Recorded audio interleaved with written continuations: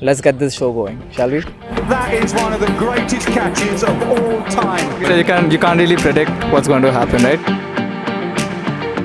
I don't know. Recording. In this age of recording. So it's SaaS.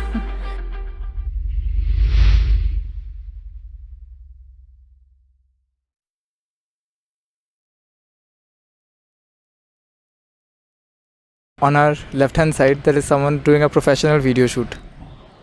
And here we are, standing in the middle of a grass holding a wired mic. But we'll get there. Let's get this show going, shall we? Hey guys, we are at Upekkha Annual 2024. Let's go check the event out. So Upekkha Annual is the flagship event of the Upekkha community where founders and mentors get together.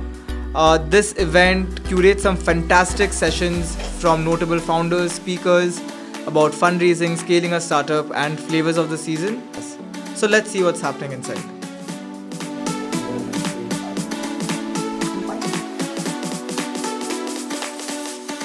So Upekkha focuses primarily on investing in early stage companies. The firm is run by 4 managing partners, Prasanna, Rajan, Gokul, and Shekhar. Let's see if we can spot them somewhere so that we can ask them a few questions. Oh, I think Shekhar is sitting right there. Let's go and ask him some questions.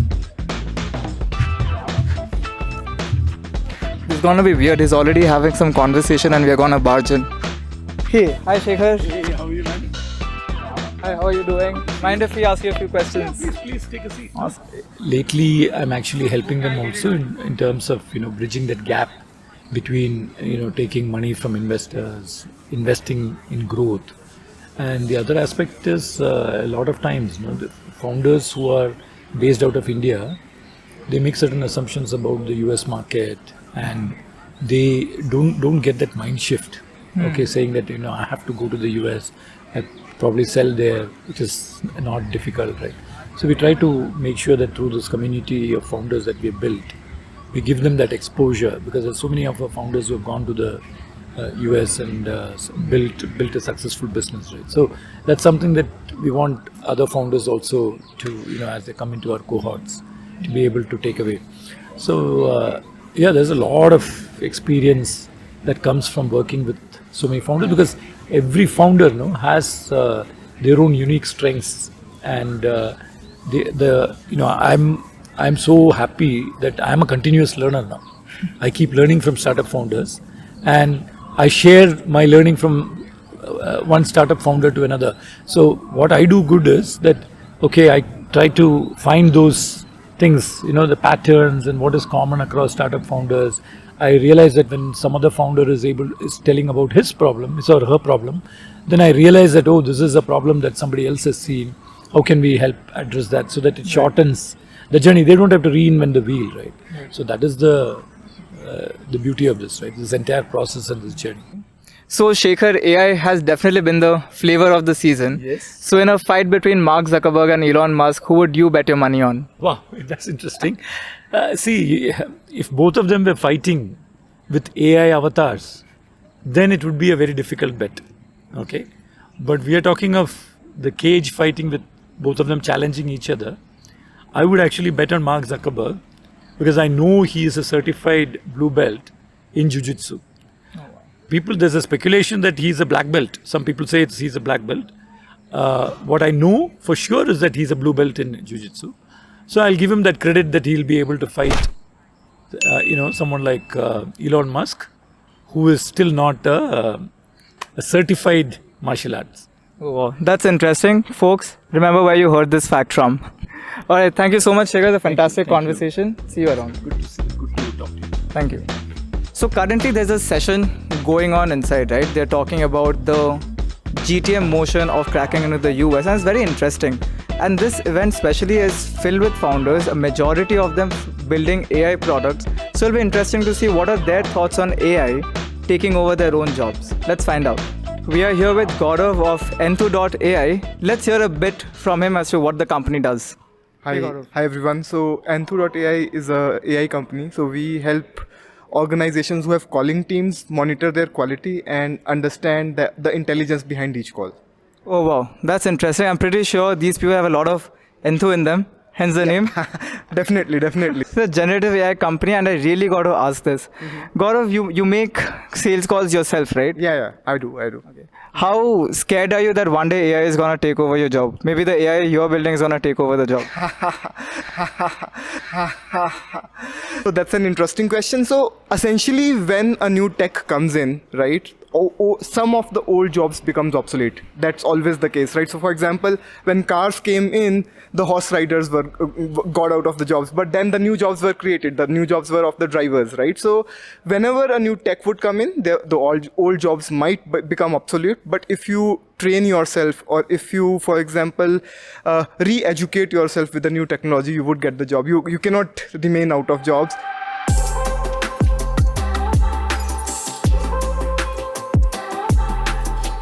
So we have with us Gokul from Upekkha. He's one of the partners here.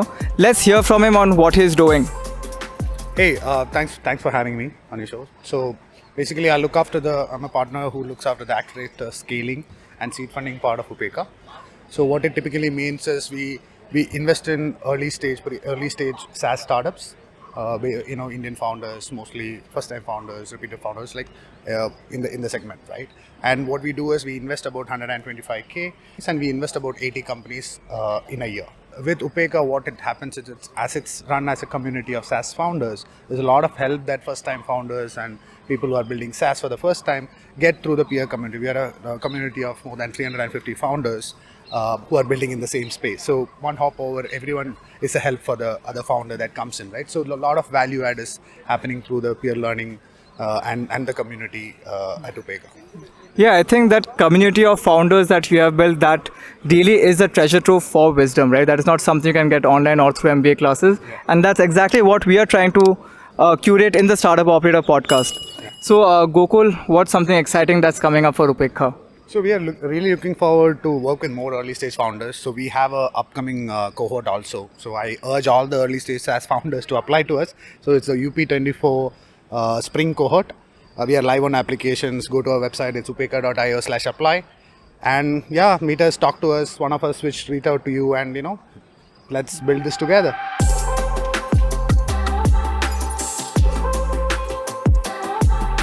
Swagam, Pint AI sounds a very interesting name. Does it have anything to do with, funny beverages?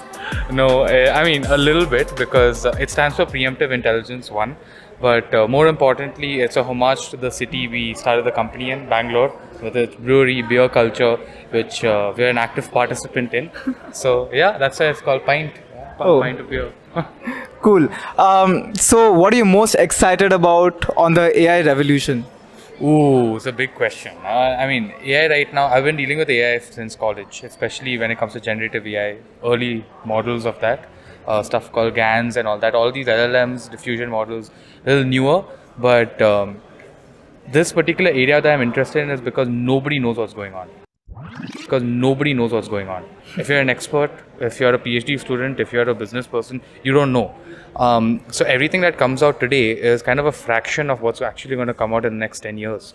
So you can't judge any company based on how bad or good their product is today, because either tomorrow one of the top 7 is going to eat that, take it out of the window, or it's going to literally be able to do magic. Text to video today maybe is basic, or tomorrow imagine if you can be your own cinematographer, making a movie for yourself. Yeah, things are moving so fast. It's like difficult to even keep track for us. But it's definitely interesting on how it is evolving.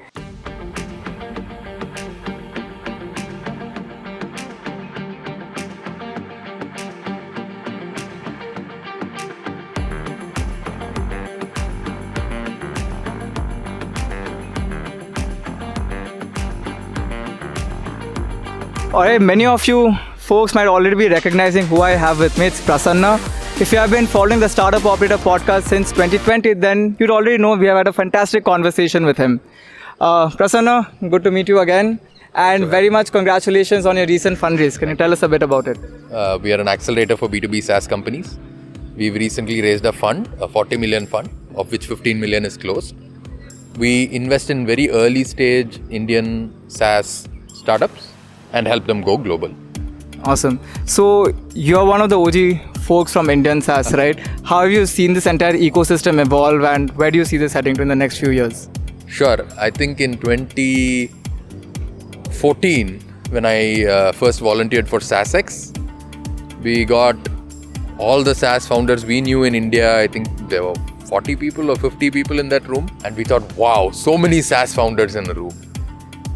And today, I think SaaS Boomi last year had about 1,000 founders in the event. And today's Upekkha event, we have 150 SaaS founders in the event. We had barely tens of millions of dollars in revenue in 2016, 17 maybe. And today we have $5 billion of SaaS revenues from India. And we expect that to grow to hundreds of billions of dollars in revenue in the next 10, 12 years. And what are some of the areas that you are most excited about? There will be a ton of new SaaS categories that are created. Most of these categories, we expect that Indian SaaS companies will be one of the winners. They may be the value winner or they may be the category winner. But either way, we will see tens of thousands of SaaS companies that will become winners from India.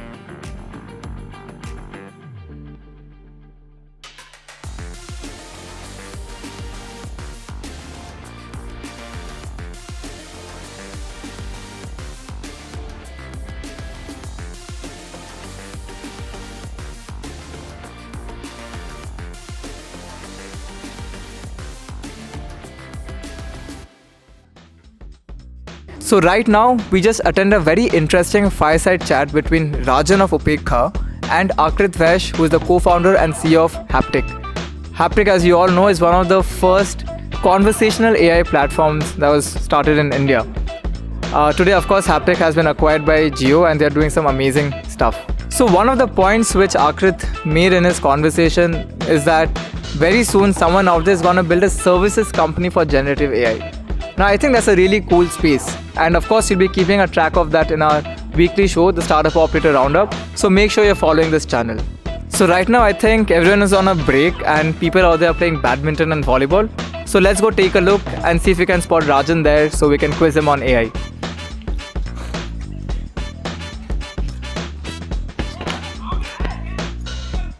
Okay, let's go see some founders play basketball. You let us know in the comments what do you think, how good are they? I'm surprised there's actually no one playing volleyball. Volleyball is a fun sport. Fun fact, I used to play for the school team in volleyball. Clearly I did not make it for the height requirements in basketball. Okay, a quick question. Did you ever wonder why is it called basketball and not baskets ball? Because there are two baskets, one ball.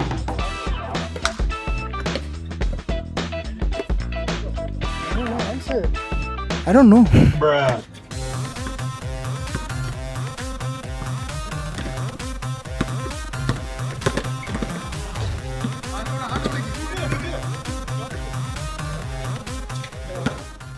Alright guys, we ran into Rajan in the basketball court and of course we see him, we're going to ask him questions on AI. But before that, Rajan, congratulations on the recent fundraise of 15 million for your new fund. And you also had a fantastic fireside chat with Akrit of Haptik.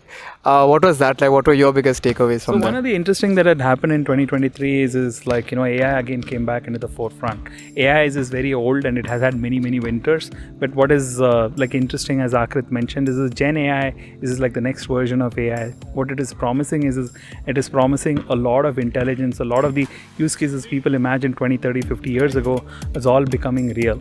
And they all are getting real business use cases. So when in that context, what would a SaaS founder do, or what should a SaaS founder do? That is a conversation that I was having with Akrit. Also, one more thing, like you are an investor, right? And what are the things you look out while investing in Gen AI startups? Because as you mentioned, the rules are quickly changing, right? What is cool today may not be cool tomorrow. What is not cool today may be really important and useful tomorrow. So how are you evaluating the startups here? What advice you have for founders building in this space? Oh yeah, great question. Very hard to answer it though. Right. So what you're looking for is founders, someone who has a growth mindset, who can articulate his idea really well initially, but also run experiments, and based on the experiments is able to completely change his initial point of view, his initial hypothesis. Maybe sometimes, even radically, opposite ideas is where he lands on. And he's able to navigate this change because he has a great growth mindset.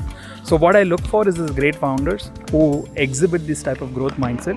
So to sum it up, it's like be passionate about solving the problem, but don't be blindly in love with the way you want to solve it. Okay, one question that I have to ask you, right? What's the quickest way to make money with AI? What's the quickest way to make money with AI? I mean, Akrit gave a fantastic example, and we were talking in a jovial sense. He said, if you can build AI meme creators, that's a very simple example. We also were discussing a very, again, like a joke type of an example of saying, people are building companions. Right, well, that's actually happening, right? Yeah, that's actually happening, right? So you see, these type of areas, whether it is dating, whether it is marriage, these are the type of technology, these are the type of use cases where new technologies find the easiest adoption first, right? So yeah, companions are a great place to start. That is one of the greatest catches of all time.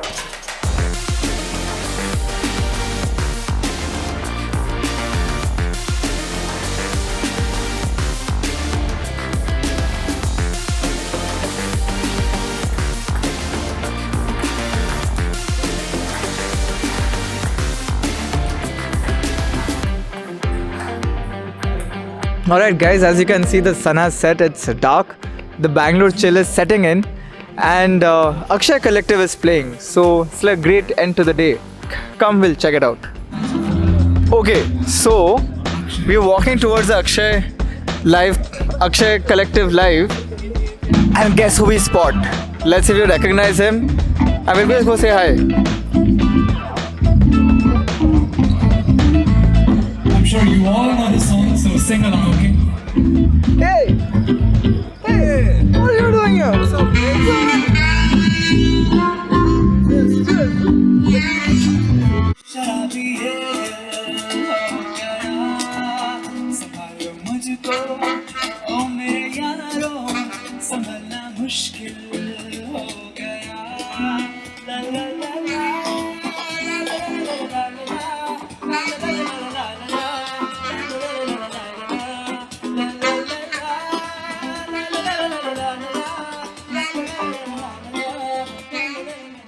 Alright, so I have Payal with me. She's the one of the 4 co-founders of Accelerate. So Payal, you said you're helping build the next generation of leaders for India, right? And India is this booming story. So the work that you guys are doing is really fantastic and shaping up what the future of SaaS is going to be like. But would love to hear from you. What do you think the future of SaaS is going to be? I think SaaS is the future. So, we used to talk about the internet bubble, the B2B, whatever happened. Today, where we are, it's all about SaaS, right? SaaS, and actually we have now moved on to, it's XaaS, right? So it's SaaS. So we are talking about point solutions in this domain, as well as for the entire vertical. So if we see at how technology is pacing out and where we are moving as a country, if we want to make a global impact, and the whole thing about Make in India that we talk about, it's all about how we can create products. Services is our forte. So how can we bring it together with product? How can we move it globally beyond India? And SaaS and now SaaS is the solution. So that's playing to your strengths, right? I think that's really smart. So how did you get to know about Upekkha, and how has Upekkha helped you in your journey? So we actually for quite some time were looking at someone. So we are 4 co-founders and we bring great skills to the table, but none of us has built products, especially in the SaaS domain. So we were looking at someone who could guide us, and we actually spoke to a couple of accelerators and realized that there are not many in India who understand what is SaaS. So we were looking We were looking at a Y Combinator for India. And finally, we heard about Upekkha. And for us, Upekkha has been a tremendous journey of unlearning. I think the guidance that we've got from Upekkha, the frameworks that they talk about for SaaS companies is absolutely brilliant, and it has been a huge learning experience for us. Alright guys, so I have Gaurav with me. Gaurav is the founder of SaaS Labs based out of Noida. They are a house of products, so we'll try to learn more about the kind of products they're building in-house. Hey, hi Gaurav, nice to meet you. Can you tell us a bit about SaaS Labs and... Sure. So SaaS Labs is a 7-year-old company. We build multiple products for the same ICP, which is sales and support agents. About 300 people right now, 250 in India, 40 in Europe and 10 people in US. Serving about 6,000 customers right now. Oh, wow, awesome. And you started this journey by bootstrapping and then you raised VC funding. So I'm pretty sure that has been like really interesting. What are some of the lessons that you have learned that you would want to give to founders, who are bootstrapping right now? Sure. So I think bootstrapping is all about, I think every SaaS company should start as a bootstrap company. Both from learning the basics of the business, learning the PMF, and also making sure that they're protecting the equity. I think that's really important. And you should raise capital only when you have an engine where you can put in more money and you can make more money. And I'm pretty sure that AI is now, kind of like the go-to thing in SaaS, right? What are some of the most interesting ideas that you have heard about building with generative AI? Sure. So I think AI is both a risk and an opportunity for all the SaaS companies. If you don't work on it, you're done. If you work on it, you have some options to grow faster, I guess, right? And and for us, like SaaS Labs, we have already powered hundreds of millions of phone calls and SMS for our customers. So we already have a lot of proprietary data that we can work upon. So I think in the generative AI space, you're prospecting for new sales, you're automating your support sort of solutions and everything. I think that's a very obvious use case. So generative AI is actually disrupting use case that we are sort of serving today, like we just saw sales and support. I think that's the one main area which will get disrupted very soon. It's actually getting very disrupted pretty automatically right now. I think automating a lot of work, low-hanging work, which people are doing today, I think that's definitely going away through generative AI. Okay, my phone has just 10% battery. I don't know what to do. I'm panicking. In this age of SaaS, AI and stuff, imagine your phone is running out of battery. Well, we ran into Shri, and Shri is doing a collaboration with Netflix. So that sounds really cool. Let's find out more from him. Yeah, so we are doing this very exciting yatra called Bharat SaaS Yatra, where we are going to 20 cities in India, meeting thousands of SaaS founders, aspiring SaaS founders, operators, student entrepreneurs, investors, potential investors. And as part of that, we are also doing 100 plus podcasts, lots of interviews, and also doing a documentary for Netflix, primarily talking about from nowhere against all the odds. India is number 2 in the world. We recently took over UK and Israel.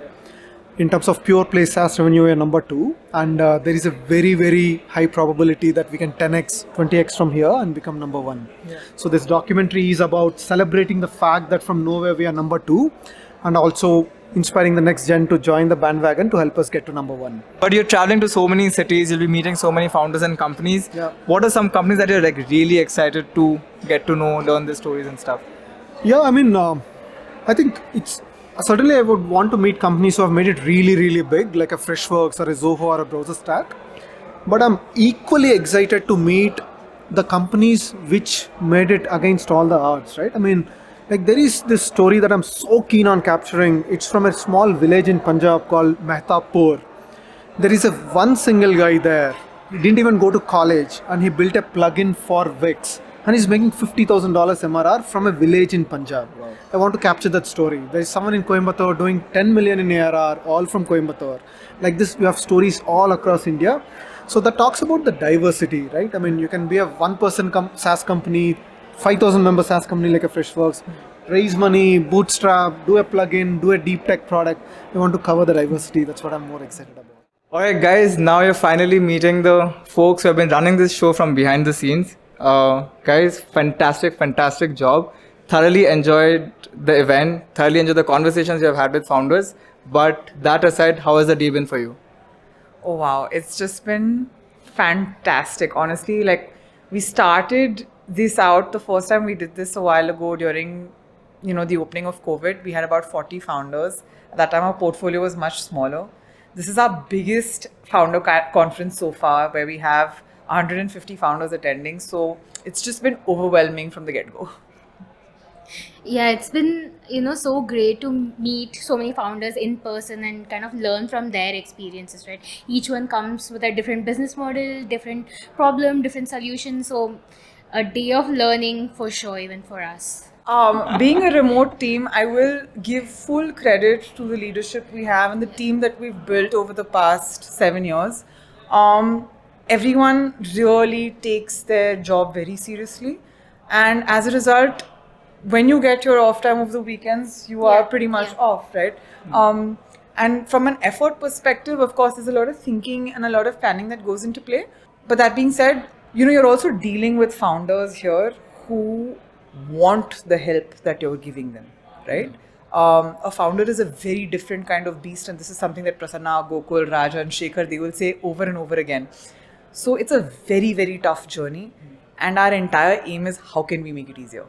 We were having this chat earlier also, right? How does a remote team work and how are we being able to do this? Like Ananya rightly mentioned, right? The partners and the leadership team, like the amount of support that we get, it's like really great. And when we mean weekends are off, it really means that. Like I know like a lot of people have this question, but I think Upekkha was built on the principles of perfect equanimity or a perfect balance, and that has kind of trickled down from the partners to us in the org culture. So yeah, that's Awesome. Guys, let's also not forget the appraisal seasons are coming up. So I think you guys are doing a great job. Awesome. Thanks guys. Enjoy the rest of the night. Recording. Ready, Dhruv? Is my hair okay? If you look out